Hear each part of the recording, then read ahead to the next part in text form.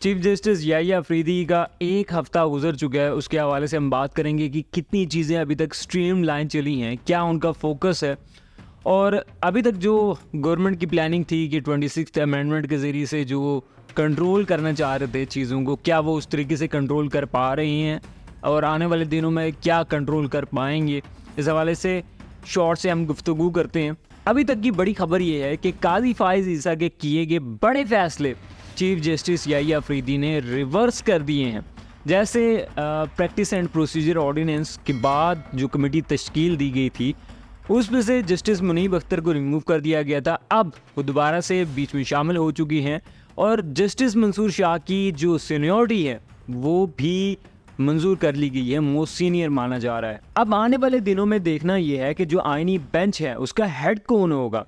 आने वाले दिनों में जो इजलास होने जा रहा है हुकूमत का, जज साहिबान का, इन दोनों का कंबाइंड इजलास होगा, उसमें फ़ैसला होगा कि आईनी बेंच का हेड कौन होगा। लेकिन अब इसमें गवर्नमेंट और हुकूमत की तरफ से जो इनके नंबर्स हैं वो ज़्यादा होने की वजह से क्या ये लीड ले पाएंगे, क्या फ़ैसला उनकी तरफ से होगा या ये फ़ैसला चीफ जस्टिस ऑफ पाकिस्तान का होगा। अभी तक जो चीफ जस्टिस याहिया अफरीदी की अप्रोच है वो काफ़ी स्ट्रीमलाइन है, काफ़ी फोकस्ड है और जो उनकी हिकमत अमली है वो किसी भी डिफरेंसेस से हट कर है, चाहे वो पॉलिटिकल हो या कोई भी डिफरेंसेस हों, उससे बियॉन्ड वो फैसले या हिकमत अमली या अपनी कार्रवाई या उस पर काविशें कर रहे हैं। जैसे अभी रिसेंटली लाहौर में मीटिंग हुई, उसमें जस्टिस नीलम आलिया जो लाहौर की चीफ जस्टिस हैं वो उसमें शामिल थी। उसके अलावा पीटीआई की जो खतीजा शाह और मुस्लिम लीग नून की जो सेनेटर हैं मलिक अहमद चीमा वो भी इसमें शामिल थे।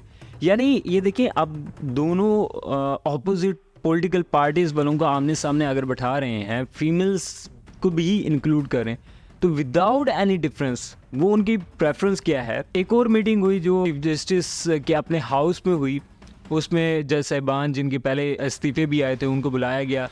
उन्होंने जो बात की वहाँ पर लगभग 40 से 45 मिनट की ये मीटिंग थी, उसमें जो ओवरऑल उसका कंक्लूजन आया, उन्होंने किसी को जेल में भिजवाने की बात नहीं की या उस पर कोई वर्किंग का इजहार नहीं किया।